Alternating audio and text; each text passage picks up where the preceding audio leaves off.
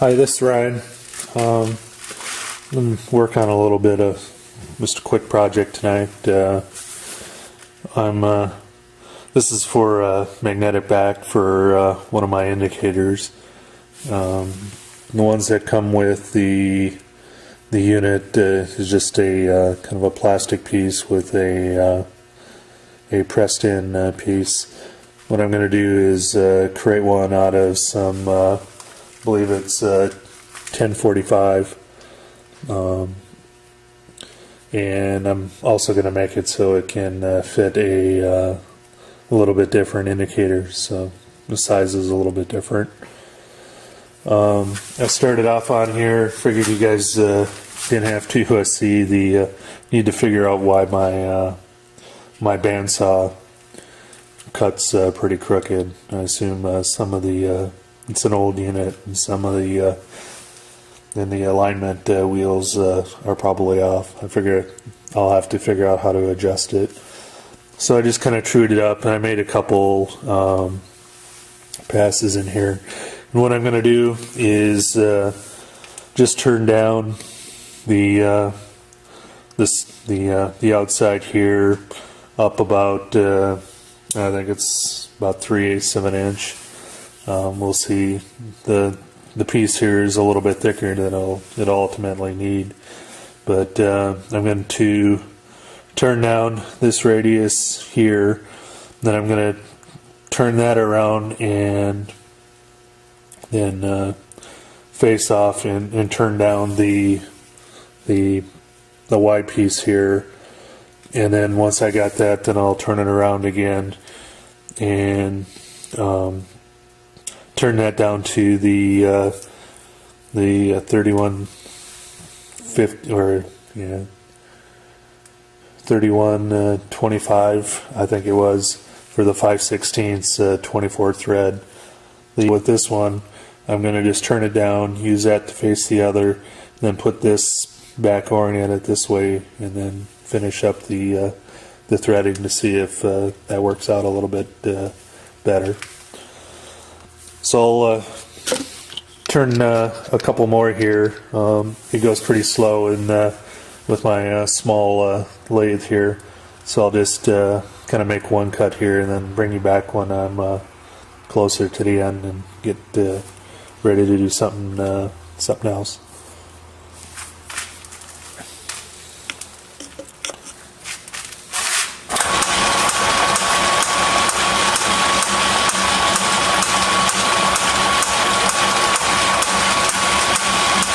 Well, what I'm doing here is I'm slowly advancing the saddle, when I'm actually locking it down. I'm finding as I face off here, if I don't do that, especially on tougher materials, the saddle has a tendency to push away. So we'll just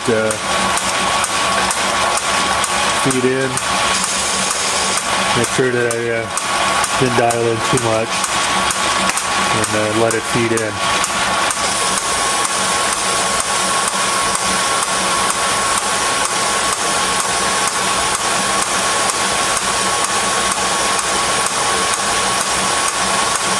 And I'm just letting it feed in until approximately the same diameter here, and then when I'm done, I'll just true up that diameter. I just found it was easier to face it this way, to take off all the metal rather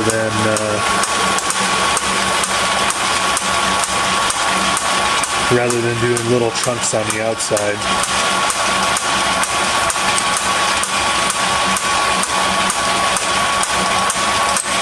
I'll let you guys see one more here.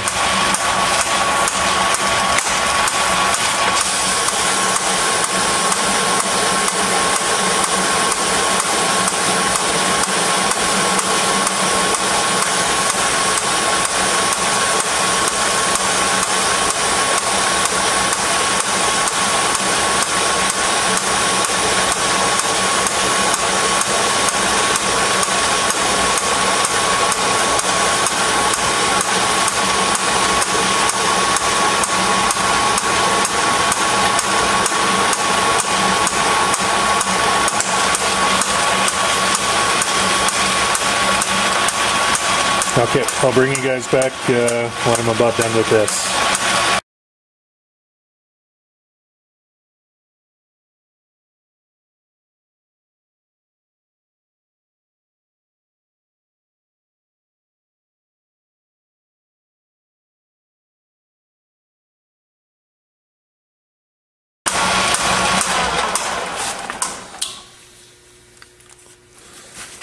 Turned out pretty good here. So I'm just going to flip this around.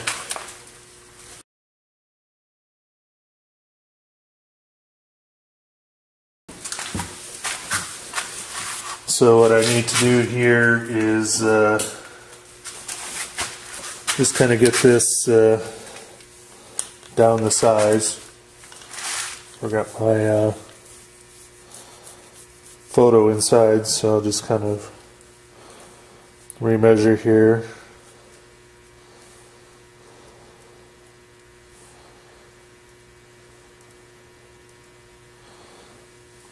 I'm just shy of 150 thousandths on this side.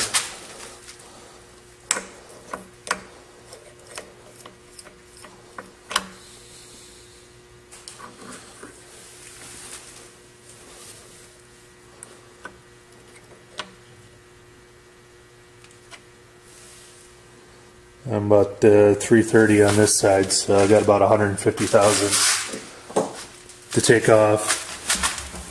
And since this is pretty close to doing what I was doing on the last one, I'll just make these cuts here, see how it goes,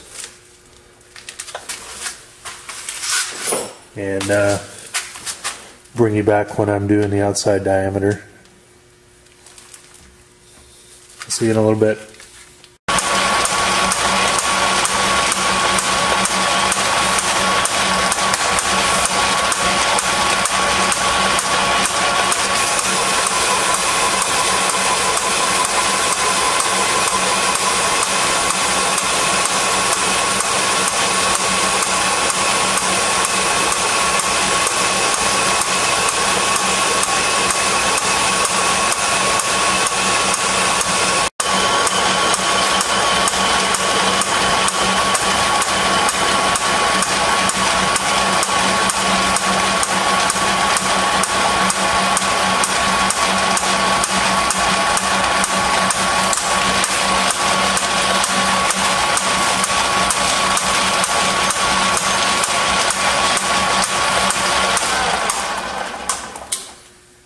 We'll go ahead and measure here again. Last time I measured, we were getting down to about 30 thousandths to go.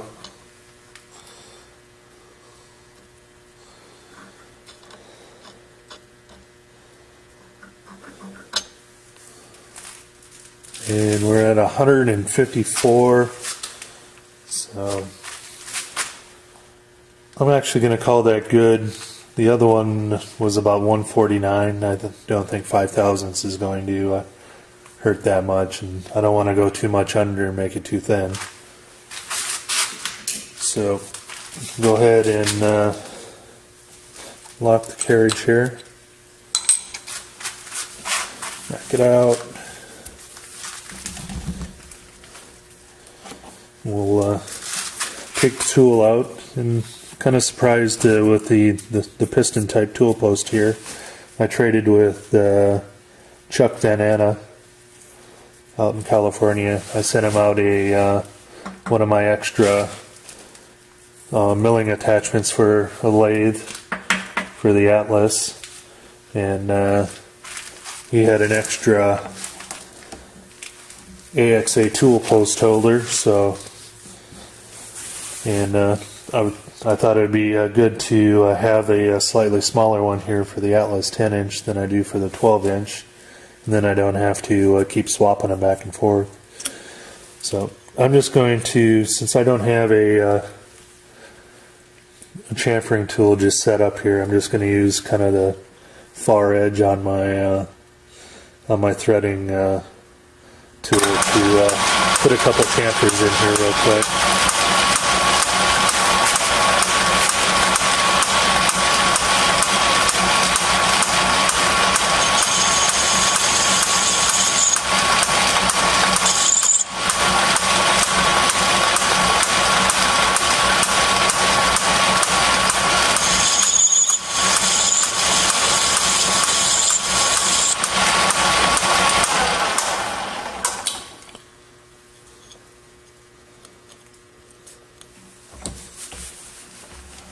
Should be good on that.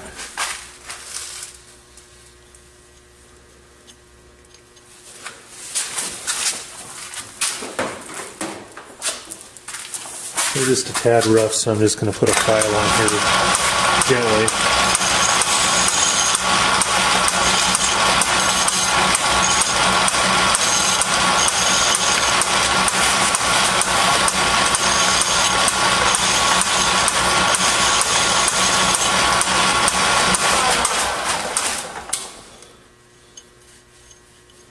That feels better.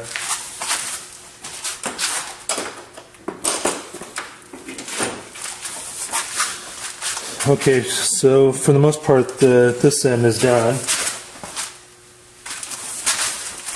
What I'll do is I'll get everything together here to set up. I'll flip this back over, put this into the chuck. It's not going to have much there, but I'm hoping that I don't have to put too much pressure. And when I turn down the hub there, or the piece down to 31 250 there for the threads, I'll just take real light cuts. Couldn't find the greatest combination of parallels to get the piece exactly flush with the jaws. So it's going to be holding a little bit thin here, but we'll see how it goes. You might see a blooper here with the part going flying out of the chuck, but we hope not.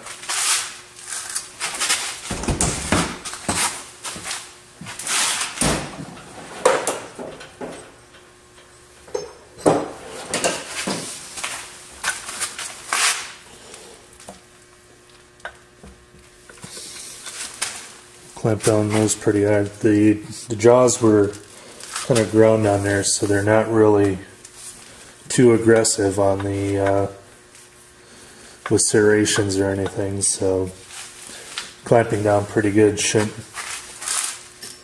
harm the finish on there too much.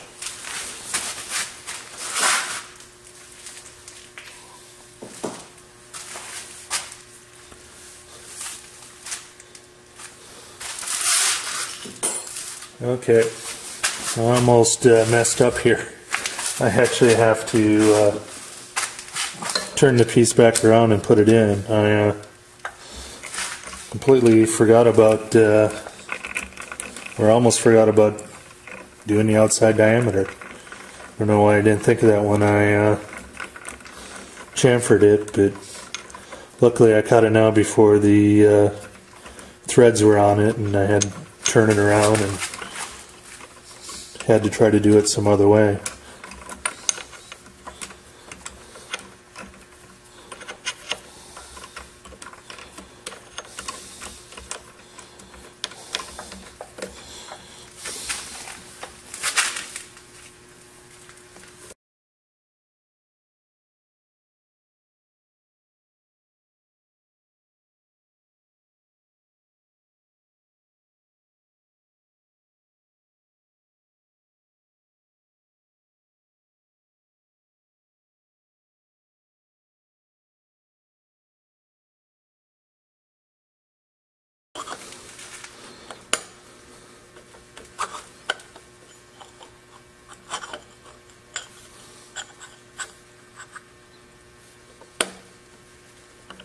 Okay, that's fitting in there now. So I think the other back was just a few thousandths underside for it too. So, but happy with that. So if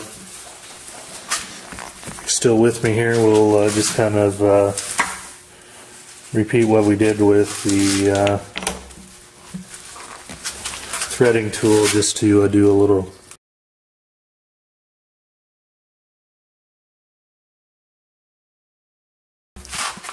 The diameter of the piece that'll be threaded here is about 454 now, and we gotta go down to 321 or 31 250 or 31. Yeah, I can't say it. This should be the last pass here, depending on how much spring off we get.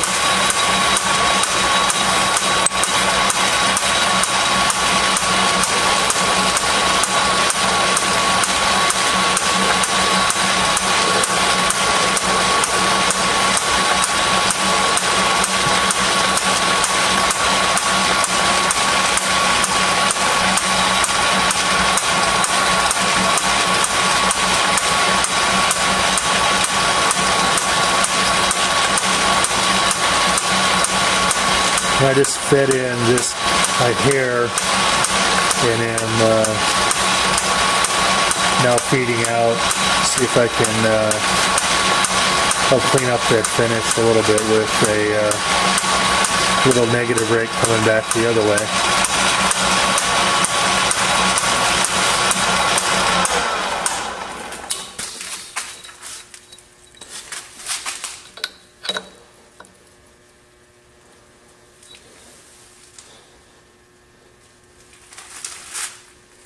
Okay, ended up a few thousandths under, but that shouldn't matter here too much. So what I need to do here is cut a relief right up at the shoulder. I'm going to have to be watching it when I thread. I found that when I did the other one, that I threaded out, it was actually a little too far, and then the piece can only go so far in the threads, so I was a little short on the threads. I probably should actually, or I think about, or could do it with cutting it with a die instead of single pointing. And depending on what it looks like when I do the undercut, I may end up doing that instead. Because it's gonna, like I said, gonna be really tight, and I don't want to crash everything.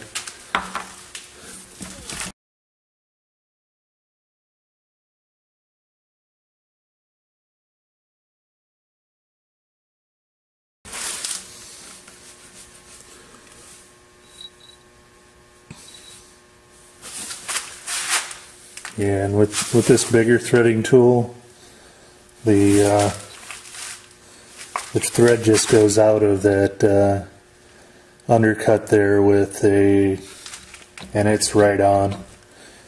And I don't feel like putting any more undercut on there or any wider.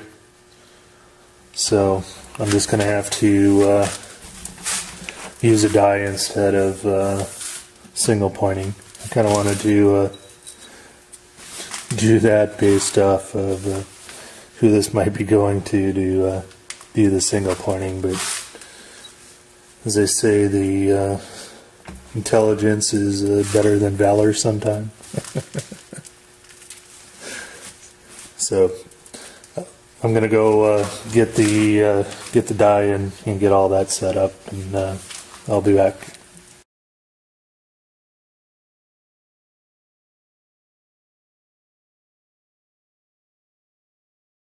I got the die through all the threads, so I'm just going to make sure that the back on here, that's just a one. I think I got it through Shars. I don't remember. It was one of the online stores on eBay.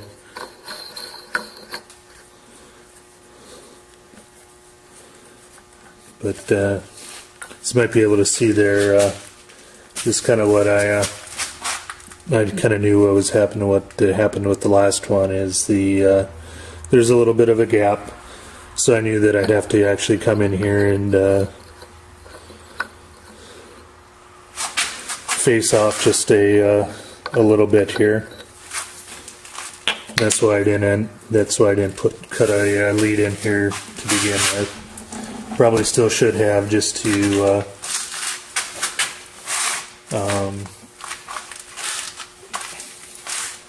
for the threading itself.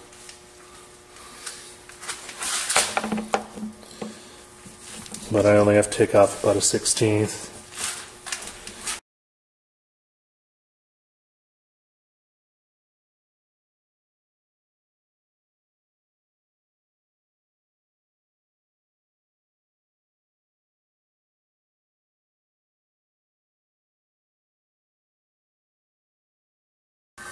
Completely straight. So I can see a little bit of a gap on one side there.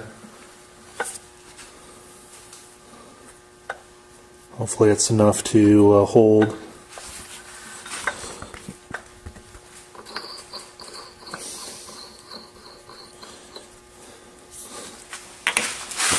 Okay, so that's it for the lathe part, and next time I get out here I'll work on the milling, and actually it's really not milling, it's more drilling, but I'll do it on the mill. I'll just have to transfer punch the holes here into the back piece, and then kind of eyeball line them up, drill the holes, and countersink them. And I'll have to see if I need to get slightly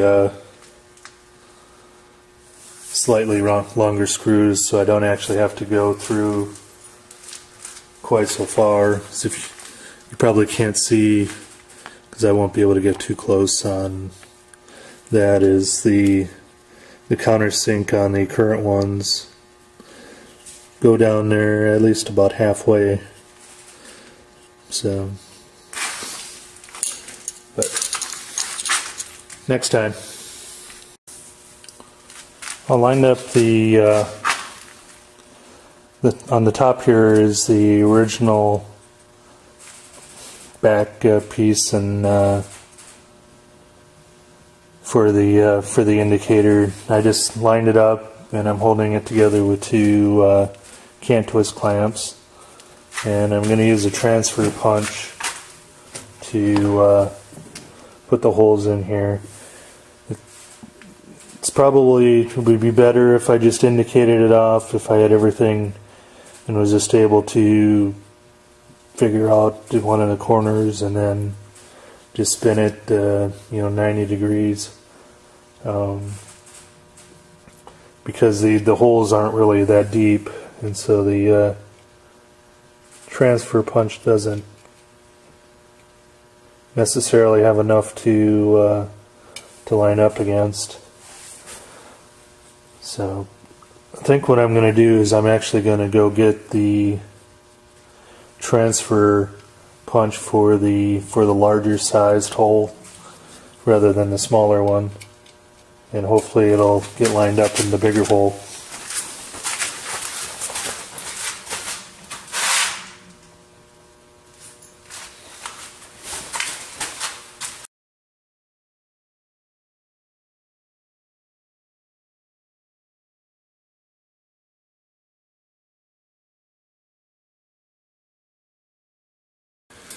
Okay guys, I'm almost out of juice here, so in the battery. So what I'm going to do here is I'm going to just line up the holes by eye here and drill them all the way through. Because of the way I had to do the transfer, then I'll have to flip it back over once I get all three of them done here, and then I'll have to line them up again, countersink them, and then chamfer them out. So I'm not going to be able to record the rest of that there. Hopefully I'll get some epilogue when it's done a little bit later. But since I'm out here, I'm just going to get it done. I tried to chamfer the backside here and learned a lesson. If you mess one up and go a little too deep, don't try to fix it all and end up making them all a little bit too deep. This is the side here that goes into the magnet, and you see it here mounted on the indicator.